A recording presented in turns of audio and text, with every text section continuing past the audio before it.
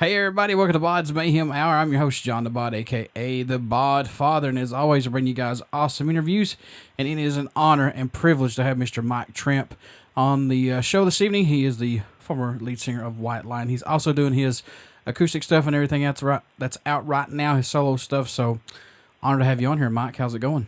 Pleasure is mine, man. Thanks for having me. What's impressed you the most about making the new album Nomad? Let's talk about that a little bit. What jumped out to you for this album? Well, it's just once again, and I'm going to have to add a few things to this so the listeners will understand the big part of this. Once again, for me, it's just basically confirming who I am as a songwriter more than anything, who I am as an artist. The listener, most of them will not know that this is Mike Tramp's 10th solo album, when most knows me from 2 White Lion albums back in the 80s. But basically since 96, when I released my first solo album, and now 20 years later on, I've reached the 10th solo album. When you listen to all 10 solo albums, there is a clear line right through them that this is an artist that don't necessarily want to go anywhere else, but just want to do what it is he does. His own form of rock and roll, which draws inspirations from some of his heroes, from the background I was raised on and all that stuff. And none of this have anything to do with what I got known for. How was working with producer Soren Anderson on this album, man? The thing is, Soren and I have done my last 5 albums together, so it's not necessarily this thing about the title producer. I go into the studio completely clear of what it is that I'm going to do. And it's just, we're a team now in that way, that he picks up where I lack and I add to all the stuff he doesn't do. So I guess it's one of those things that there's a form of safety in it, of knowing that we have some sort of restrictions around us, that we're, like I said earlier on, we're not going to invent tomorrow. Right. Oh, yeah. Instead, we're going to sustain the past.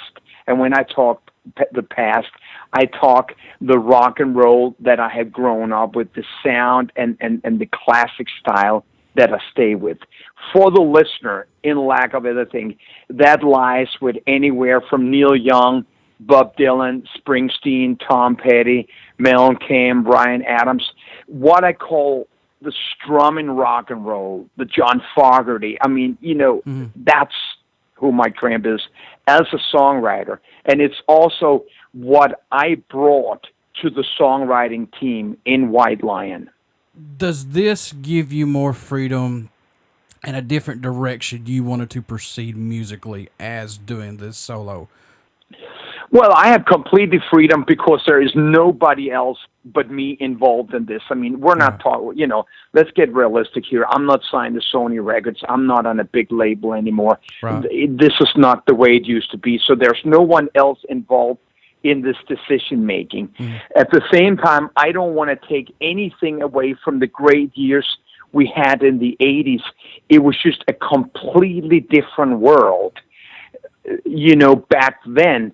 And even there, we weren't really restricted and didn't have freedom. I think the only thing we were lacking in was maybe just experience, probably more in making decisions or standing your ground when you were confronted by issues in the business or changes in the business, like, for example, the decline of the 80s, the coming of grunge, et cetera, et cetera. That's probably the only thing when I look at the past and look at freedom and stuff like that. I will not complain that I didn't have the freedom we needed. We did exactly what we did and what we knew in 1987. Any songs off the Nomad album that stand out more to you than any? I know these are all your babies, but are there any that catch your eye more than any? I hate to disappoint you. Each one has its own moment. Right. And there is no filler there, and it's just the way it is. And I think, once again, I am reassured by this. by the diehard fans who have followed me through the career, and not just somebody which I have nothing against shows up at the show because they see a poster saying Mike Tramp, formerly of White Lion, appearing tonight at the local bar and grill. But those who have all my solo albums, and those that have grown and formed a family since Wait and When the Children Cry hit the airways, and now have followed me, are people that's going through the similar things as I am in life, because I sing about life. I sing about my own life, and there's no holds barred there. I put it on the line, and I do it on stage, and I do it after the show when I'm out in the audience meeting people, because this is where we are today. Out of all your albums that are out right now, your 10 albums, once somebody starts to just listening to your music, what do you hope that they take away from that, Mike? Number one, one would always hope that they would take away, the enjoyment of listening to a great rock and roll album. On the other hand, you could say that one would hope that like it or not, at least one would say, well, at least I know who Mike Tramp is as a songwriter. So, I sometimes have to sing to a level where you have to describe music like an aisle in Walmart. And there, I just say there are certain items on certain shelves that have been there since the dawn of supermarkets, and they will be there deep into the future. And I like to think that I'm one of those items that hasn't changed, because, like I said early on, I'm carrying on the torches, the spirit of my own inspirations, which is sort of anywhere from Elvis Presley to Roy Orbison, Dylan, Neil Young, Springsteen, rock and roll mixed with the folk background and stuff like that. And in that way, I'm not making anything that's original. I'm just making my brand. Mm-hmm. I'm just telling my story and my melodies. But the ingredients and the root of it all lies with my heroes and lies on Route 61 and stuff like that. Classic Americana, even though I'm not American. It's still good, though. You fit in.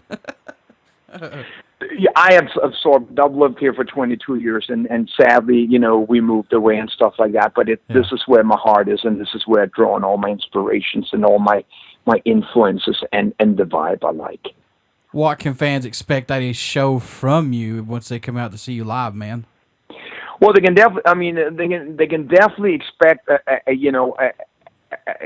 full show of music. But I think when they walk away, I think most will go back and say, I know him as a person, not just as somebody singing music. I know him in the hour and a half up to 2 hours that I am on stage. By each song that goes by and by each story that gets told, the audience gets deeper and deeper into the soul and the personality of the audience. And there's not one person that's going to walk away without knowing who I am. And that's probably a lot different than going to a Kiss show. That's true. That's very true. We are now in the digital era of recording and music. Do you like this version of the digital era of recording and to get albums out and stuff? What's your take on this, man? Well, let's start by saying I have to join them because I can't beat them. Oh. Okay, the industry, the technology, the building of tomorrow, the future is completely out of my hands. There's no way I can make a roadblock on any of these things. I couldn't stop the digital, creation, evolution. I couldn't stop that CDs took away vinyls and stuff like that, and all these different things. I was sad about how it all affected, but changes happen, and that's just the way it goes. There are a lot of benefits in a studio today with the digital recording. One of them is saving time, and especially when you have zero budget today, where you had $250,000 to $500,000 in 1988, makes a big difference for small bands that have the availability to upload songs on the internet. There's a lot of great things, but we have paid an enormous price all across the thing, and that's just the way it is. One thing that will not change is the way I write the songs. The songs is written on acoustic guitar, sitting in a couch or a nice chair or a porch or whatever. The song comes from the heart and soul, and the heart and soul cannot be digitized. Is it hard for you to come up with a set list from each show, or is it pretty easy now? If I can be really honest, this is a compromise, and it's one of those compromises I understand, and in many ways I do it with respect to a lot of the fans that choose to come, and a lot of people that maybe want to relive a little bit of the memory by hearing some of those songs. So compared to my set in Europe, there is a lot of White Lion songs in the set and stuff like that. And I know that I'm not always for it, and I know, but at the same time, I also know that the show right now, the one-man show, needs to have these ingredients. But at the same time, this is my 4th tour in 4 years, and, you know, I don't ever like to make a statement that I can't stand behind, but still I feel like this is the last time I will do that specific of a show that has to do so much with the past. Mm-hmm. I tell a lot of stories. I bring people into how it was, a little bit of comedy here or there, but it all ends up, you know, proving a point at the end. And it's almost like the story must have been told by now. Those who didn't hear it, I'm sorry, you missed the train. But from now on, you know, it will be more of a selective of those songs that needs to be there, and the rest will just have to remain on the vinyl or the cassette tapes you own from 1987. What made you want to become a musician? What was that spark that said, that's what I want to do, man? Yeah, man, and this is where I wish I could come up with one great story. But the thing is, I even say this on stage. I mean, I have no ambition. I had no goal or no aim in wanting to make it to music. I just had an acoustic guitar, and in my youth club or in my school, I always was the one just giving the guitar, and we were sitting in the back of the bus going to weekend camp or around, you know, around the campfire or breaks in school, and just playing these simple strumming songs where people could sing along with. And so that's always been my background in songwriting. The people have to be able to sing along with it. Who cares if there's a big guitar solo in and things like that? So that's just my honest background, that I then got into a professional band at already age 15 and a half with no preparation whatsoever. And before I looked around, I had committed myself, and this is now 40 years ago. What's it mean to you, and I'm sure you get these, what's it mean to you when you receive an email from a fan or prior to your shows or after your shows? They'll come and tell you that your music has pulled them through a tough time, it's given them inspiration to overcome obstacles, or it's just made them relax with everyday life. What's it mean to you, man? Well, it means a hell lot more than it did in the past, where it was like, what room are you in? Yeah. You know, because again, like I said, it's strengthen your own belief, because most say exactly the same as you feel. Most responds to the same lines that you responded to, even though I might pour out my pain. You know, the fan, which is really not a word I like to use anymore. Fan, it kind of almost degrades the person, but the person on the other side that feels this song, you know, and they are free to not twist the song, but, you know, adapt to them or understand them in their own way or whatever works for them. That's, to me, is the true reward, you know, because that just makes you tells you that you're not alone, or you help someone, or, you know, we are much more alike than we think, and so and so. I just like to say, as a fan of your solo stuff, thank you, man, for putting this out. It's really great stuff. How can people stay in touch with you, Mike? Buy some merchandise, get in touch with your shows. How can they do that, my man? Mike Tramp official Facebook. That seems to be the one that's overpowering the website these days, you know. And, you know, people messaging me and stuff like that, and whenever ever a time, you know, I message back as much as I can. You know, there's also always a limit. There's always a limit, but it just seems like I have thrown myself out there, and I talk sometimes to the venue owner when I come there. Oh, can people take pictures? Can do that? And it's like, Dude, they can film the whole free show in 3D if they want. I don't have any, I'm a one-man show, man. Yeah. On this tour, I travel with my 22-year-old son. And to us, it's not about music just anymore. This is a life. This is a life. It's not just something we do. This is our life. So, Mike Tramp comes through the front door, and he leaves through the front door. And most people get to be a part of this one way or another. The rest will meet me at Walmart. I love it, man. I love your stuff. Thank you so much, dude. I appreciate it, man. Thanks for giving me the chances to speak out. Hey, before I let you go, will you care to do a promo for the show? You got it, bro. Hey there, this is Mike Tramp, formerly of White Lion, and you're listening to BODS Mayhem Hour.